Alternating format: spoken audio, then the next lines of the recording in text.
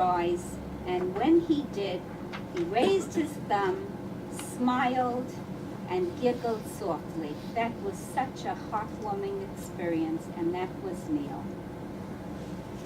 He tried, he really did. This is from our best friend Debbie First, who's our neighbor. We lived at 712, she's at 710. I wish that we could be at Neil's Azkara with you to hear the poignant and funny stories of how he impacted the lives of those who loved him. While I find it difficult to conjure, tell, and express those moments we shared in Neil's life, they are surely what will bring Nechama to all of us. My immediate vision of Neil is our crossing in opposite directions on Shabbos morning as he walked home from Hashkama Minyan. His consistency and zriyas in early attendance was followed by Rabbi Hyatt Shear, always fortified with Kadisar. On those occasions when we could come in on Shabbos, we'd find the Neil that incorporated Torah into his life, and obviously the lives of his family, sitting at the head of the dining room table, having prepared a sefer at his place, and introducing Torah thought, often citing Rabbi Einamor, Shneur Lyman, Rabbi Breitowitz, or his own. I so admired his intellectual curiosity, the breadth of his reading material, his targeted consultation of the local expert on some topic, be it Rabbi Haramati or Charlie Siegman, Rabbi Millen, or the Weber Rebbe via Google. I was tickled the first Tisha B'Av that I discovered that Neil also listened to Rabbi Weinrib online and was comparing notes and updates on the then simultaneous broadcast of J.J. Schachter. I'm not sure when I became cognizant of Neil's generosity and respect despite his teasing, but he would give me gifts and books. Neil had a soft spot, and his warmth was exemplified in his interaction with our kids, from his gentle but pointed interrogation of Yosef's life's plan to his gifting to Tover of poisonous gel to prevent their nail biting, a problem he knows they share, or how more than one of my pre-sons-in-laws was vetted at the Israel home where they were housed. They were fahered not on Gemara, but on sports knowledge, and their rooms surreptitiously checked by Neil for a made or unmade bed, which he, of course, would faithfully report to the prospective in-laws. This segues into Neil's sense of humor and his wry cat that swallowed the canary smile. I loved the tales of his wisecracky gifts to you, Liam, especially of the paired or rather unpaired birthday and anniversary gifts. He would give you one glove on your birthday, followed the next day by the mate, or on one day an earring and the next day the second earring. And that's true too. Not to say that Neil hadn't admittedly met his match in you. I loved his reaction the time you satisfactorily recorded your net profit at a block bed yard sale.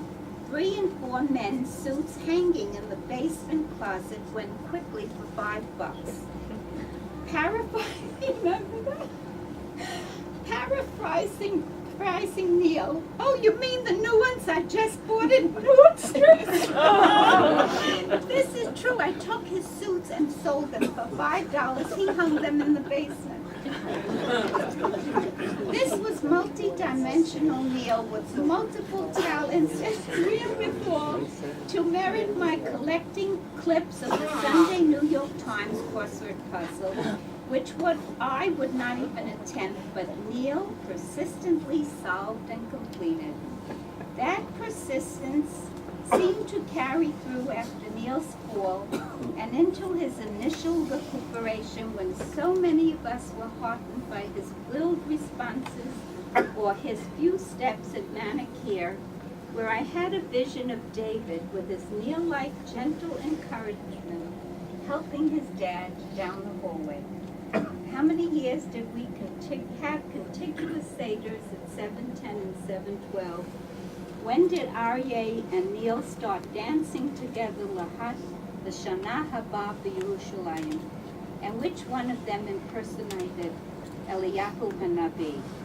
Neil, we are ready and waiting. I just have two more. This is from Evelyn Mel. Jeffrey, their son Jeffrey is here. What all of Erwin Mel's family felt with the passing of our dearest friend Neil, or Reb Nissen, cannot compare with the grief that I saw in the eyes of the family on the day of his funeral. Gone was the last hope that he could return to us as his old self, with that rakish smile, his wisdom, and his keen sense of humor, and magnificent brain. Neil's love of Jewish music and song was always a race with Erwin's. Who had the latest and best albums? Did you hear the new MBD, or the Avram Fried, or the Chazan Helfgott? How often did he make the trip to New York to go with Erwin and his boys to hear the slichas of the eminent Chazan of the day? His visits were not complete without a raid on Erwin's tie collection. His sense of style made him the best dressed of the Crown Heights crowd. They shared memories of a rental car in Miami Beach that they spun the wheels in reverse to reduce the mileage charges.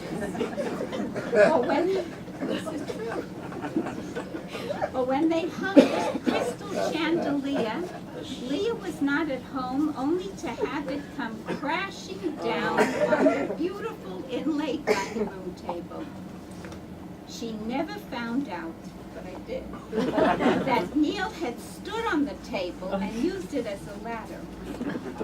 And the great hunt for their car keys. All their clothing was locked in Leah's Jaguar so that they slept in the Brescher guest room wearing nothing but a smile. He cherished his many Sfarim and never missed a chance to schmooze over some special Dvar Torah. He did not suffer fools gladly, and those of us on whom he bestowed his special affection will miss and not ever forget how lucky we were to have been a part of the circle of friends of a man of great stature.